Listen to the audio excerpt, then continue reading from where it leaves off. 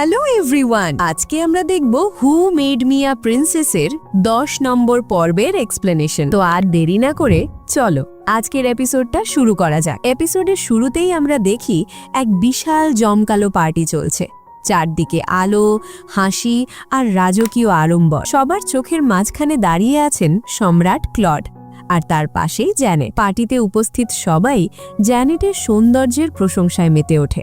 চারদিক থেকে ভেসে আসে কথা, দেখো তো কি দারুণ জুটি। অবশেষে প্রিন্সেস জ্যানেট এসে গেছে। জ্যানেট নিজেও খুব হাসি খুশি, আত্মবিশ্বাসে ভরা মুখ, যেন এই জায়গাটা তারই। কিন্তু এই ঝলমলে দৃশ্যের এক কোণায় একটু আড়ালে দাঁড়িয়ে থাকে অ্যাথেনাসিয়া। চারপাশের হাসি আর প্রশংসার শব্দগুলো যেন এক এক করে তার বুকের ভেতর এসে আঘাত হানতে থাকে।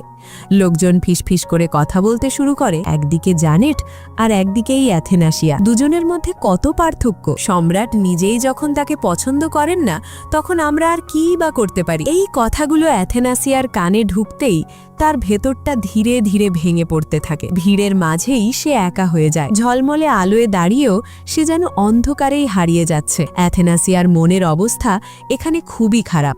সে দেখছে সবাই তাকে নিয়ে বাজে কথা বলছে, তাকে অবহেলা করছে। তার মনে হচ্ছে, বাবা কেন আমার সাথে এমন করছেন? আমিও তো ওনার মেয়ে। হঠাৎ অ্যাথেনাসিয়া চিৎকার করে ঘুম থেকে জেগে ওঠে। আমরা বুঝতে পারি এতক্ষণ যা দেখছিলাম সেটা আসলে একটা ভয়ানক দুঃস্বপ্ন ছিল। অ্যাথেনাসিয়া ঘামছে, সে ভীষণ ভয় পেয়েছে। অনেকদিন পর সে এমন স্বপ্ন দেখল যা তার মনে গভীর এক ভয়ের সৃষ্টি করেছে, বাবার ভালোবাসা হারানোর ভয়। পরের দৃশ্যে আমরা দেখি অ্যাথেনাসিয়া একটানা নাচের অনুশীলন করে যাচ্ছে, কিন্তু আজ তার নাচে আর আগের সেই প্রাণ নেই।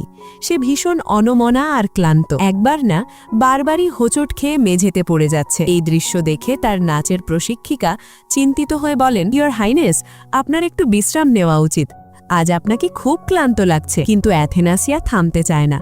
সে আবার উঠে দাঁড়ায়, যেন কিছুই হয়নি। প্রশিক্ষিকা তখন তাকে মনে করিয়ে দেন, কালই সেই বড় দিন, মানে ডেবিউটেন্ট বল। কালকে অনেক অভিজাত অতিথি আসবেন।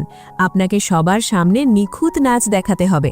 দিনটা আপনার জন্য ভীষণ গুরুত্বপূর্ণ। এই কথা শুনে অ্যাথেনাসিয়া মনে মনে ভাবে, হ্যাঁ, দিনটা সত্যিই আমার জন্য খুব গুরুত্বপূর্ণ। এখানেই অ্যাথেনাসিয়ার জেদটা স্পষ্ট হয়ে ওঠে। সে এখনো জানে না তার বাবা সম্রাট ক্লড আদেও তার সঙ্গে নাচবেন কিনা, কারণ ক্লড এখনও তাকে উত্তর দেননি। এই অনিশ্চয়তাই অ্যাথেনাসিয়াকে আরও বেশি নিজেকে চাপ দিতে বাধ্য করছে। সে প্রমাণ করতে চায় সে দুর্বল নয়, সে যোগ্য। অ্যাথেনাসিয়ার এই অবস্থা দেখে দুজন মেড ভীষণ চিন্তিত হয়ে পড়ে। তারা লিলিয়ানের কাছে গিয়ে জানায়, প্রিন্সেস নিজেকে খুব বেশি কষ্ট দিচ্ছেন। লিলিয়ান সবটা বুঝতে পারেন। তিনি জানেন অ্যাথেনাসিয়া আসলে শুধু নাচের জন্য নয়, সে তার বাবার উত্তরের অপেক্ষায় আছে। ঠিক তখনই প্যালেস থেকে একজন মেসেঞ্জার আসে। সে জানায় সম্রাট ক্লড অ্যাথেনাসিয়ার জন্য একটি সুন্দর ড্রেস পাঠিয়েছেন এবং কালকের পার্টিতে তিনিই তার নাচের পার্টনার হবেন। এই খবরটা শুনে অ্যাথেনাসিয়ার মুখে যে হাসিটা ফোটে তা দেখার মতো। এতক্ষণের সব ক্লান্তি, সব দুশ্চিন্তা নিমিষেই উধাও হয়ে যায়। সে আনন্দে আত্মহারা হয়ে পড়ে। অবশেষে তার বাবা তাকে মেনে নিয়েছেন। এর পরের দৃশ্যটা বেশ মজার। অ্যাথেনাসিয়া এক গাদা মিষ্টি আর কেক নিয়ে লুকাসের সামনে হাজির। সে লুকাসকে মাখন লাগানোর চেষ্টা করছে, কিন্তু লুকাস তো তাকে দেখেই পুরো কনফিউজড। এই আচরণ দেখে সে সঙ্গে সঙ্গে বুঝে যায় এই মেয়ের নিশ্চয়ই কোনো মতলব আছে। তখন একটু বিরক্ত গলায় লুকাস বলে, থামো, আগে আসল কথাটা বলো, কি দরকার? অ্যাথেনাসিয়া আবদার করে বসে, লুকাস, তুমি কি ম্যাজিক দিয়ে নিজেকে একটু বড় করতে পারবে? বাবার হাইট অনেক বেশি, তাই তোমার বড় রূপের সাথে প্র্যাকটিস করলে আমার সুবিধা হতো। কিন্তু লুকাস এক সেকেন্ডও চিন্তা না করে সোজাসুজি না করে দেয়।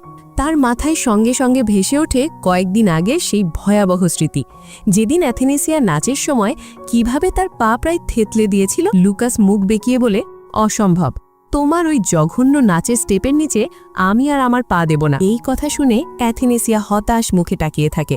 তারই এক্সপ্রেশন দেখে লুকাস শেষমেশ কাগজ দিয়ে একজন নকল ডান্স পার্টনার বানিয়ে দেয়। আসলে লুকাস অ্যাথেনাসিয়ার সাথে নাচতে রাজি হয় না ঠিকই, কিন্তু ম্যাজিক দিয়ে একটা বিদঘুটে কাগজের পুতুল বানিয়ে দেয় প্র্যাকটিস করার জন্য।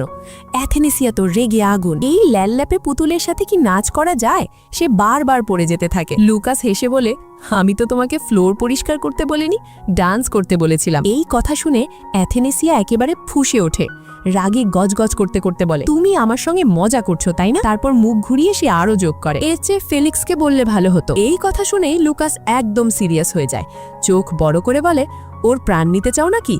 তোমার বাবা ওকে একেবারেই ছাড়বে না। লুকাসের এই কথা শুনে অ্যাথেনেসিয়া একটু থেমে যায়, মনে মনে ভাবে, ঠিকই তো, ফেলিক্স বেচারা লাইফ ইন ডেঞ্জার। এরপর হতাশ হয়ে অ্যাথেনেসিয়া বলে, ইস, আজ যদি ইজেকিয়েল এখানে থাকতো তাহলে কতই না ভালো হতো। শুনেছি অনেকে ফিরে এসেছে। যেই না অ্যাথেনেসিয়া ইজেকিয়েলের নাম নিয়েছে, লুকাসের হাবভাব বদলে যায়।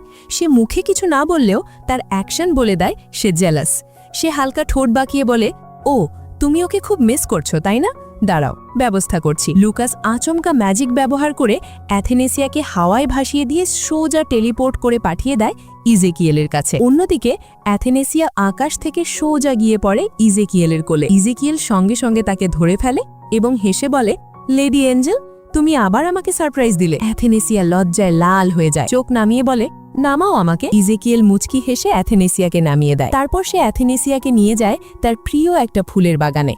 জায়গাটা অসম্ভব সুন্দর, চারদিকে রঙিন ফুল, হালকা বাতাস আর এক শান্ত পরিবেশ। ইজেকিয়েল ধীরে ধীরে বলে, গত 7 বছর আমি বিদেশে পড়াশোনা করছিলাম, কিন্তু বিশ্বাস করো, মনটা সব সময় এই দেশেই পড়েছিল। সে একটু থেমে আবার বলে, 7 বছরের পড়াশোনা আমি 6 বছরেই শেষ করেছি, শুধু পরিবারের দায়িত্ব নিতে আর হয়তো তোমার জন্য। এই কথা শুনে অ্যাথেনেসিয়া কিছু বলতে পারে না। ইজেকিয়েল একটা ফুল ছিঁড়ে খুব যত্ন করে অ্যাথেনাসিয়ার চুলে গুজে দেয়। ইজেকিয়েল যখনই আরো কিছু বলতে যাবে, ঠিক তখনই অ্যাথেনাসিয়ার সময় শেষ হয়ে যায়, তার শরীর ঝাপসা হতে শুরু করে। এরপর আমরা দেখি অ্যাথেনাসিয়া আবার টেলিপোর্ট হয়ে নিজের প্যালেসে ফিরে আসে। ফিরেই সে রেগে গিয়ে চেঁচিয়ে ওঠে, এই, তোমার সাহস কি করে হলো আমাকে এভাবে হুট করে পাঠিয়ে দেওয়ার? কিন্তু অ্যাথেনাসিয়া কথা শেষ হওয়ার আগেই সে বুঝতে পারে লুকাস আজ অন্যরকম। তার মুখ গম্ভীর, চোখে বিরক্তির ছাপ। সে কোনো কথা না বলে অ্যাথেনাসিয়ার দিকে এগিয়ে আসে, আর হঠাৎ করে লুকাস অ্যাথেনাসিয়ার কপালে